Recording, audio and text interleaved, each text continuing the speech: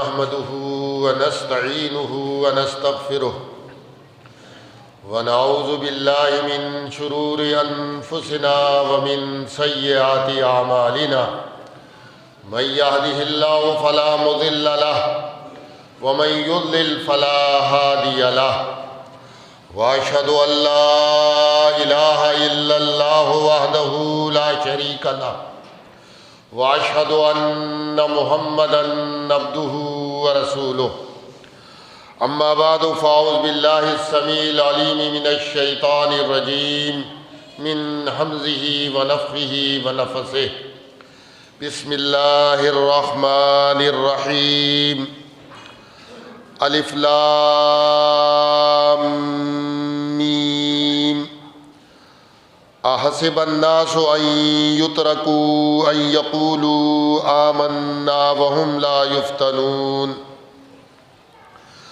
ولقد فتنا الذين من قبلهم فليعلمن الله الذين صدقوا وليعلمن الكاذبين أم حسب الذين يعملون السيئات أن يسبقونا ساء ما يحكمون من كان يرجو لقاء الله فإن أجل الله لآت وهو السميع العليم ومن جاهد فإنما يجاهد لنفسه إن الله لغني عن العالمين۔ محترم سامعین، یہ سورۃ العنکبوت کی چند ابتدائی آیات۔ سورت مکی ہے اور اس سورت کی آیت نمبر 41 میں عنکبوت یعنی مکڑی اور اس کے جالے کا تذکرہ ہے۔ اس مناسبت سے اس کا نام سورہ عنکبوت رکھا گیا ہے۔ نبی صلی اللہ علیہ وسلم اور دنیا میں مبعوث کیے ہوئے تمام انبیاء جس ایمان اور اعمال صالحہ کی جانب لوگوں کو دعوت دیتے ہیں تو یہ ایمان اور اعمال صالحہ کا راستہ یہ پھولوں کی سیج نہیں ہے کہ آپ پھولوں کی سیج پر آرام سے ٹھنڈے ٹھنڈے چلتے ہوئے جنت کی لازوال سرمدی بادشاہتوں میں داخل ہو جائیں۔ یہ کانٹوں بڑا راستہ ہے، مشکلات، تکالیف، آزمائشوں اور ابتلا کا راستہ ہے۔ اس لیے اسلام نے اپنے اندر داخل ہونے والے ہر شخص کو پہلے سے یہ بات بتا دی کہ اس راستے میں مشکلات آئیں گی، تکلیفیں آئیں گی، پریشانیاں ہوں گی، آزمائشوں کی بھٹیوں سے گزرنا پڑے گا، اپنے اور پرائے دشمن ہو جائیں گے، اپنے جان، مال، عزت، آبرو سب کو داؤں پہ لگانا پڑے گا۔ ہر قسم کی مالی، جسمانی، ذہنی تکلیف کو برداشت کرنے کے لیے تیار رہنا پڑے گا۔ اس لیے قرآن نے جگہ جگہ اس بات کی وضاحت کی ہے، نشاندہی کی ہے کہ یہ نہ سمجھ لو کہ بس یہ کہہ کر کہ ہم لا الہ الا اللہ محمد الرسول اللہ صلی اللہ علیہ وسلم یہ کلمہ پڑھ کر دار اسلام میں داخل ہو گئے، یہ 2 شہادتیں دے کر ہم نے جو ہے نا بہت بڑا کارنامہ سر انجام دے لیا ہے۔ ایسا نہیں ہے۔ اس کلمے کے پڑھنے کے بعد، ان شہادتوں کی گواہی کے بعد پھر مشکلات اور ابتلا کا ایک دور شروع ہو جائے گا اور شدید ترین مشکلات اور تکالیف برداشت کرنی پڑے گی۔ جیسے سورہ بقرہ میں مالک نے ارشاد فرمایا، ام حسبتم ان تدخلوا الجنہ، کیا تم یہ بات خیال کر بیٹھے ہو، تم نے یہ گمان کر لیا ہے کہ تم جنت میں داخل ہو جاؤ گے؟ وَلَمَّا يَأْتِكُم مَّثَلُ الَّذِينَ خَلَوْا مِن قَبْلِكُمْ، اور تم سے پہلے جو لوگ گزرے ہیں ان کی مثالیں تم پر نہیں گزریں گی۔ مستہم البأساء والضراء، انہیں شدید ترین آزمائشوں سے، مشکلات سے، تکالیف سے گزرنا پڑا۔ وزلزلوا، وہ ہلا مارے گئے۔ یہ آزمائشیں اور تکالیف تمہیں بھی برداشت کرنی پڑیں گی۔ خباب بن ارد رضی اللہ عنہ بلکہ ابتدائی دور کے سابقون الاولون میں ان کا شمار ہے، اور انہیں جن آزمائشوں سے گزرنا پڑا ہے، عمر رضی اللہ عنہ نے ایک دن ان سے پوچھا کہ اسلام لانے کی راہ میں تم پر کیا مشکلات آئی ہیں خباب؟ تو انہوں نے زبان قال کے بجائے زبان حال سے جواب دیا۔ یہ زبان نہیں کھولی بلکہ اپنی کمر پہ سے اپنا کپڑا ہٹا دیا، کرتا ہٹا دیا۔ بولا عمر دیکھو تو میری پیٹھ کو دیکھو، تو ایسے سفید داغ تھے ان پر پڑے ہوئے جیسے برس کے مریض کے اوپر جسم کے مختلف حصوں پہ سفید داغ پڑ جاتے۔ انہوں نے کہا کہ کیا ہوا تھا تمہیں؟ کہیں گے انگارے جلائے مشرکین مکہ نے اور مجھ کو اس پر لٹا دیا، اوپر بھاری وزنی پتھر رکھ دیا تاکہ میں کروٹ بدل نہ سکوں، یہاں تک کہ میرے جسم سے خون، پانی، پسینہ اور چربی نکل نکل کر ان انگاروں کو اس نے ٹھنڈا کر دیا، تو اس کی وجہ سے میری یہ حالت ہوئی۔ یہ خباب رضی اللہ عنہ، صحیح بخاری کی روایت ہے، نبی صلی اللہ علیہ وسلم کے پاس آئے اور کہنے لگے اللہ کے رسول صلی اللہ علیہ وسلم سے کہ آپ حرم کعبہ میں کعبے قریب بیٹھے ہوئے اپنی چادر سے ٹیک لگائے ہوئے، اور آپ سے کہہ رہے ہیں آپ ان کے لیے بد دعا نہیں کرتے، یہ کتنی آزمائشوں میں ہمیں مبتلا کر رہے ہیں، ہمیں فتنے میں ڈال دیا ہے۔ نبی صلی اللہ علیہ وسلم سیدھے ہو کے بیٹھ گئے اور کہیں گے بس ابھی تم پر ان لوگوں کی مثالیں نہیں گزری جو تم سے پہلے گزر چکے ہیں۔ ان میں سے ایک شخص کو زمین میں گڑھا کھود کر اس کے اندر ڈالا جاتا تھا اور اس کے آدھے جسم کو اس گڑھے میں دبا دیا تھا، باقی اوپر کا حصہ یہ باہر ہوتا تھا، اور اس کے سر پر آرا رکھ کے اسے چیرا جاتا تھا، جس طرح ہم لکڑی کو بڑے بڑے درختوں کو چیرتے ہیں نا آرا رکھ کے، ایک آدمی ادھر کھڑا ہو جاتا ہے ایک ادھر، اور دونوں طرف سے کھینچتے ہیں اس کو، کہ یہاں تک کہ اس کا ایک جسم کا ٹکڑا ایک طرف اور دوسرا دوسری طرف گر جاتا تھا، لیکن وہ اسلام کی راہ کو چھوڑنے کے لیے تیار نہیں ہوتا تھا۔ ان میں سے ایک شخص کو لوہے کی کنگیاں اس کے جسم پر پھیری جاتی تھی اور ان کی ہڈیوں سے گوشت پوشت یہ کھال ساری نکل جاتی تھی، ہڈیاں رہ جاتی تھیں، لیکن اس حالت میں وہ اسلام کو نہیں چھوڑتا تھا۔ ابھی تم پہ ان کی مثالیں نہیں گزری ہیں، تو قرآن نے یہاں پہ یہی کہا الف لام میم حروف مقطعات، اللہ عالم بمرادہ، اللہ اس کی مراد کو خوب جانتا ہے۔ فرمایا حسب الناس، کیا لوگوں نے یہ گمان کر لیا ہے، یہ خیال کر لیا ہے کہ ان یترکوا ان یقولوا آمنا، کہ وہ یہ کہہ کر چھوڑ دیے جائیں گے کہ وہ ایمان لائے، وہم لا یفتنون، اور انہیں آزمائشوں کی بھٹیوں میں نہیں گزارا جائے گا۔ کیا لوگ یہ سمجھ بیٹھے ایمان کوئی اتنا آسان کھیل ہے؟ شدید مشکلات سے گزارا جائے گا، مشکلات اور تکالیف آئیں گی، اور یہ کوئی نئی چیز نہیں امت مسلمہ کو بتایا جا رہا ہے، یہ کوئی نئی چیز نہیں ہے۔ وَلَقَدْ فَتَنَّا الَّذِينَ مِن قَبْلِهِمْ، ان سے پہلے جو لوگ گزرے ہیں اہل ایمان، انہیں بھی ہم نے اسی طرح آزمائشوں سے گزارا تھا۔ اصحاب الاخدود کا واقعہ آپ کے سامنے کہ خندقیں کھودی گئی ہے، اس کے اندر لکڑیاں ڈال کے آگ جلائی گئی ہے، آگ کا الاؤ تیار کیا گیا ہے، اور مومنین سے کہا کہ اس کے اندر اتر جاؤ، یا ایمان کا انکار کرو یا پھر اس کے اندر، چوائس تمہارے پاس دو ہیں، جس کو پسند کر لو۔ تو مومنین کو اس آگ کی خندق سے گزرنا پڑا ہے۔ تو فرمایا تم سے پہلے بھی لوگوں کو ان آزمائشوں سے گزارا گیا تھا۔ فَلَيَعْلَمَنَّ اللَّهُ الَّذِينَ صَدَقُوا وَلَيَعْلَمَنَّ الْكَاذِبِينَ، اللہ فرماتا تاکہ ہم جان لیں ان لوگوں کو جو اپنے دعوے ایمان میں سچے ہیں، اور ہم جان لیں انہیں جو جھوٹے ہیں۔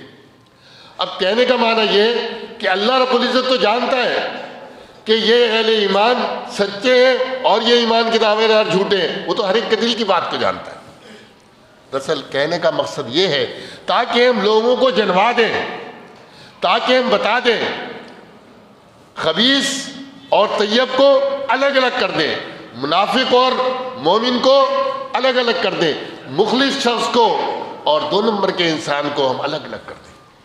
یہ مقصد ہے، ورنہ دعویٰ تو سب کر رہے ہیں ایمان کا۔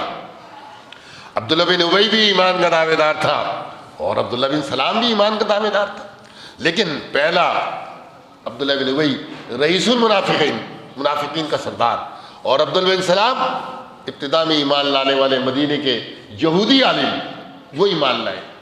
فرمایا تاکہ ہم لوگوں کو بتا دیں کہ ان ایمان والوں میں سچے کون ہیں اور جھوٹے کون ہیں، مخلص کون ہے اور منافق کون ہے۔ فرمایا ام حسب الذین یعملون السیئات ان یسبقونا، جو لوگ ان ایمان والوں کو مشکلات میں، تکلیفوں میں، آزمائشوں میں مبتلا کر رہے ہیں، برائیاں کر رہے ہیں، ابو جہل ہے، عتبہ ہے، شیبہ ہے، ولید ہے، امیہ بن خلف ہے، ابن ابی معیط ہے، یہ سب کو بھی بتا دیا گیا کہ یہ نہ سمجھو کہ تم ظلم کرتے رہو گے، تمہاری ظلم کی چکی چلتی رہے گی اور تمہیں کوئی پوچھنے والا نہیں، کہا ایسا نہیں ہے۔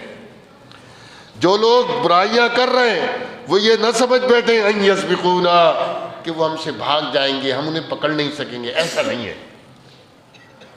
مالک مہلت دیتا ہے، ڈھیل دیتا ہے ہر کافر کو، ہر مشرک کو، ہر سرکش کو، ہر باغی کو، لیکن یہ وہ سمجھ لے ساء ما یحکمون، جو یہ کر رہے ہیں، جو حکم کر رہے ہیں، جو مسلمانوں کے ساتھ مشکلات اور تکلیفیں یہ ان پر مسلط کر رہے ہیں، یہ بہت برا کر رہے ہیں، یہ ان کے اپنے نفسوں کے خلاف ہے۔ کل یہی اعمال بد، یہی برائیاں، یہی سیئات، ان کی بنیاد پر انہیں جہنم کی بھڑکتی ہوئی آگ کے اندر شعلوں کی نظر کر دیا جائے گا۔ فرمایا ہاں من کان یرجو لقاء اللہ، جو اس ایمان کی راہ پر چڑھتے ہوئے مشکلات برداشت کر رہا ہے، تکلیفیں برداشت کر رہا ہے، ہر قسم کی جو قربانیاں وہ دے رہا ہے، اور مقصد کیا ہے اس کا کہ کل اللہ کی ملاقات اس سے ہونی ہے، کل اللہ رب العزت اس سے اس کے اعمال کا محاسبہ کرے گا۔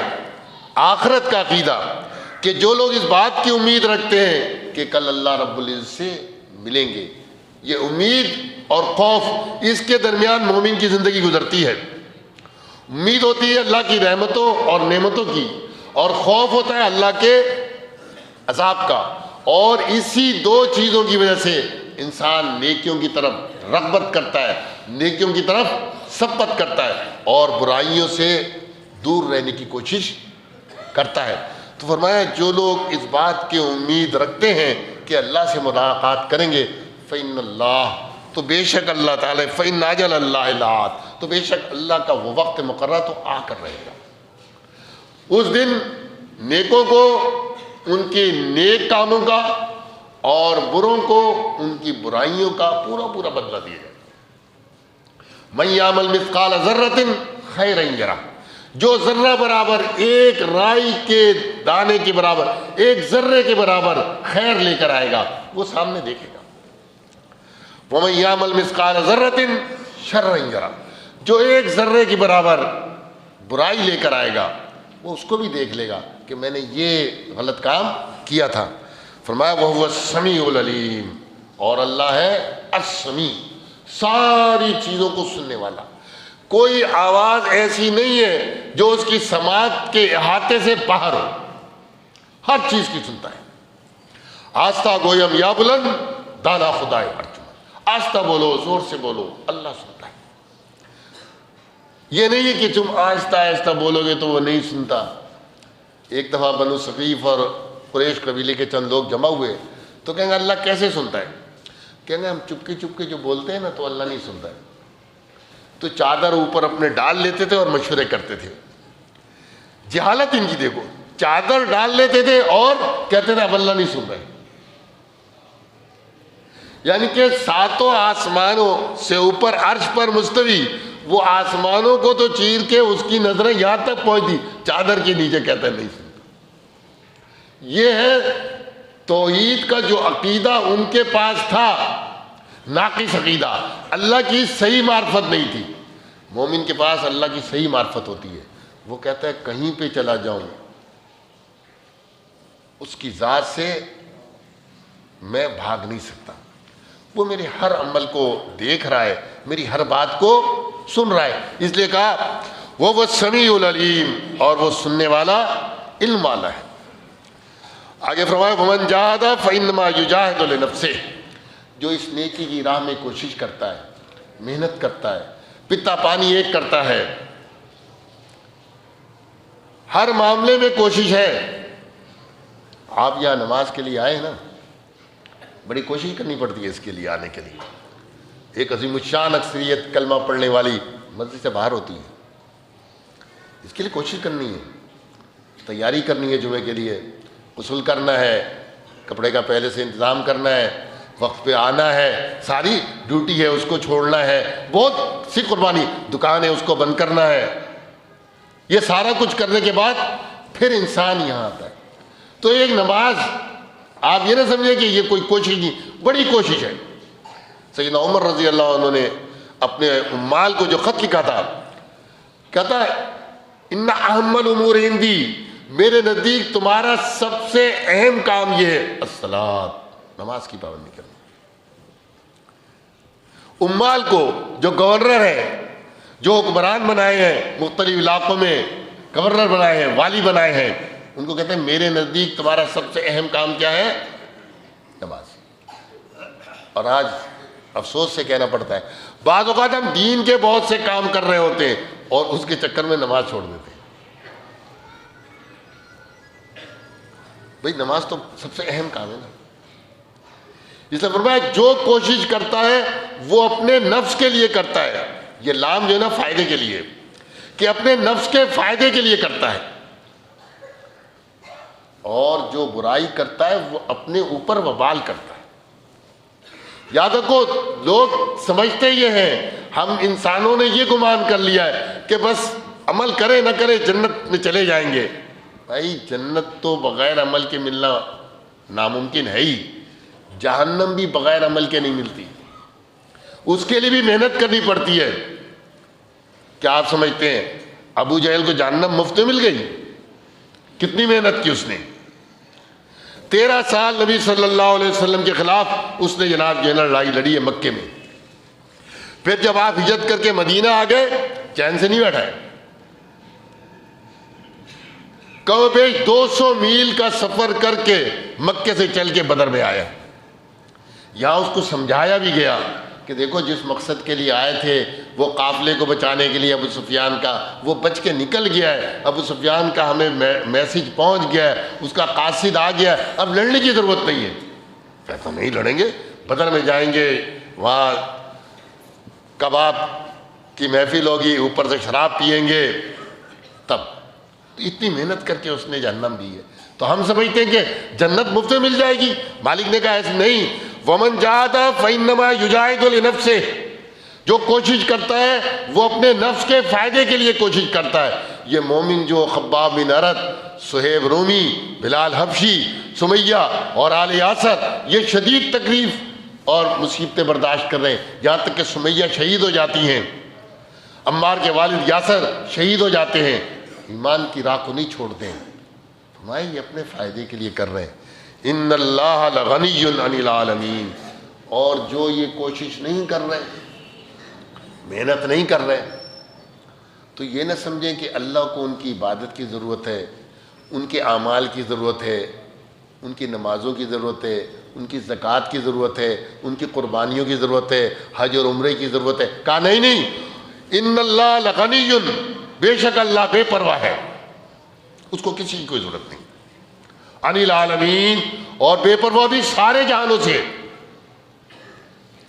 انسانوں کا جہان سارے انسانوں سے بے پرواہ، فرشتوں کا جہان اللہ فرشتوں سے بے پرواہ، جنات کا ایک جہان اللہ اس سے بے پرواہ، جتنے جہان ہیں، جتنی مخلوقات ہیں، زمین آسمان جتنے بھی ہیں، جتنی مخلوقات ہیں، اللہ رب العزت سب سے بے پرواہ ہے، اس کو کسی کوئی ضرورت اور حاجت نہیں ہے۔ ہاں والذین آمنوا وعملوا الصالحات، جو لوگ ایمان لائے نیک اعمال کرتے رہے، ایمان خالص ایمان، یہی ایمان کی دعوت تمام انبیاء دیتے رہے، اور اکثر امتیں اللہ رب العزت کے وجود کو مانتی تھیں، اس کو خالق بھی مانتی تھی، اس کو مالک بھی مانتی تھی، اس کو رازق بھی مانتی تھی۔ آج بھی دنیا میں جتنی مشرک قومیں ہیں یہ سب اللہ رب العزت کو، اکثریت 99% لوگ اللہ کے وجود کو تسلیم کرتے ہیں۔ لیکن فرق کیا ہے مسلمانوں میں، اہل ایمان کے اندر اور اسلام لانے والوں میں اور ان میں؟ فرق ہے کہ مسلمان جب کہتا ہے کہ لا الہ الا اللہ، تو پھر اللہ کے علاوہ کسی اور کو معبود، خالق، مالک، رازق کے ساتھ ساتھ عبادت بھی اس صرف اللہ کی کرتا ہے۔ تو فرمایا والذین آمنوا، جو ایمان لائے، ایمان خالص، وعملوا الصالحات، اور نیک اعمال کیے۔ نیک اعمال کی سب سے بنیادی خوبی کیا ہے؟ عمل نبی صلی اللہ علیہ وسلم کی سنت کے مطابق ہو، اللہ رب العزت کے لیے خالص کیا جائے، اس میں ملاوٹ نہ ہو، شرک کی، ریاکاری نہ ہو، دو کام کا ہے، ایمان اور اعمال صالحہ۔ تو پھر ان کو خوشخبری کتنی بڑی دی، یہ دونوں کام ہیں بڑے مشکل، ایمان خالص رکھنا یہ بھی بہت مشکل، اور اعمال صالحہ کرنا یہ بھی بہت مشکل۔ سردی کا موسم ہے، کراچی والوں کے لیے تو یہی سردی بہت ہے نا، صبح فجر میں آنا مشکل کام ہے۔ یہ سب جو ہے نا آزمائشیں ہیں، اس کو جو ہے نا برداشت کرنا ہے۔ فرمایا جو نیک اعمال کرے، لَنُكَفِّرَنَّ عَنْهُمْ سَيِّئَاتِهِمْ، اللہ فرماتا ہے ہم دور کر دیں گے ان سے ان کی خطائیں، ان کی برائیاں، ان کی غلطیاں۔ وَلَنَجْزِيَنَّهُمْ أَحْسَنَ الَّذِي كَانُوا يَعْمَلُونَ، اور جو نیک اعمال کرتے تھے اس کا انہیں ہم بہترین بدلہ دیں گے۔ انسان ہے یہ بھی، ایمان لانے والے اور اعمال صالحہ کرنے والے، یہ بھی انسان ہے، ان کے قدم جھوٹے پڑ سکتے ہیں، کبھی کبھی یہ غلط راہ پہ چلے جاتے ہیں، کوئی غلط کام ان سے ہو جاتا ہے، بتقاضۂ بشریت ہو جاتا ہے، تو اللہ فرماتا ہے ہم ان کے اعمال کو جو برے ہو گئے یہ نیکیوں میں بدل دیں گے، دور کر دیں گے۔ ایک حدیث میں آتا ہے کہ نبی صلی اللہ علیہ وسلم فرماتے ہیں اللہ رب العزت ایک بندے کو بلائے گا اور اس سے بہت، جس کو کہتا ہے خلوت میں، آہستگی سے کہے گا تو نے یہ گناہ کیا؟ بولا ہاں۔ بولا یہ بھی کیا؟ بولا ہاں۔ اس کو چند گناہ گنوائے گا، وہ سمجھ جائے گا کہ میرا انجام، مالک کو تو علم ہے میرا انجام کیا۔ بولا تو کیا تو اس پہ راضی ہے؟ کیا تو اس پہ راضی ہے کہ تیرے ان گناہوں کے بدلے میں اللہ رب العزت انہیں نیکیوں میں بدل دے؟ اس پر راضی ہے؟ اہل ایمان ہے نا، توحید خالص ہے، ایمان خالص ہے، تو اس پر راضی ہے کہ تیرے یہ جو میں نے گناہ ذکر کیے اس کو نیکیوں میں بدل دے؟ وہ کہے گا نہیں۔ تو کیوں؟ بولے میرے اور بھی بہت سے گناہ ہیں مالک، وہ کہاں ہے؟ ان کو بھی تو نیکیوں میں بدل۔ امید دیکھو اس کو اپنے رب سے کتنی ہے، مالک ان کو بھی تو دیکھنا، وہ ابھی ذکر ہی نہیں ہوئے، وہ میرے بہت سے اور گناہ موجود ہیں۔ تو یہ امید اور خوف، یہ دونوں کے درمیان انسان کو اپنی زندگی گزارنی ہے۔ تو ان کو خوشخبری بھی دے دی کہ تم نے ایمان کی راہ پہ بڑی مشکلات جھیلی ہیں، نیک راہ پہ چلنے میں تم نے بڑی تکالیف برداشت کی ہیں، تو کل قیامت کے دن تمہاری نیکیوں کے ساتھ ساتھ تمہاری برائیوں کو بھی اللہ رب العزت ختم کر دے گا اور تمہیں تمہاری نیکیوں کا بہترین بدلہ عطا کرے گا۔ اقول قولی ھذا واستغفر اللہ لی ولکم ولسائر المسلمین المؤمنین یا عباد اللہ۔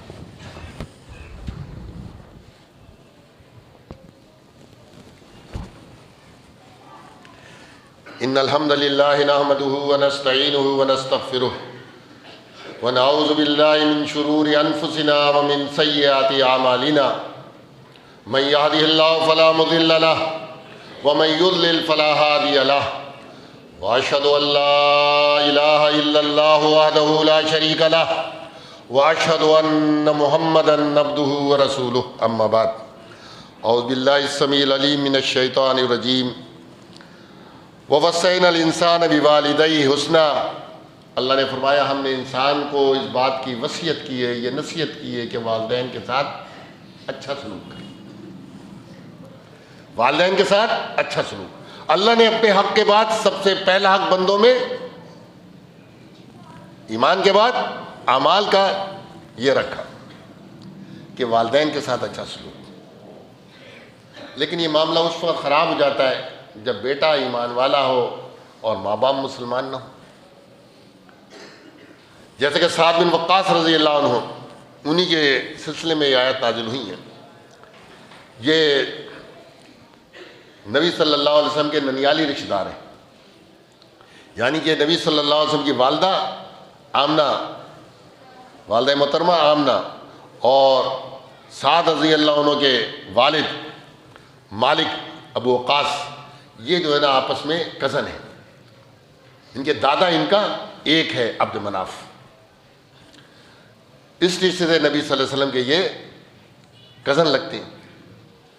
ان کی والدہ جب یہ ایمان لائے تو انہوں نے کہا یہ تم نے کون سا دین اختیار کر لیا ہے محمد صلی اللہ علیہ وسلم کا، توحید والا، یہ تو آج کی زبان میں یہ تو وہابی کیوں ہو گیا ہے؟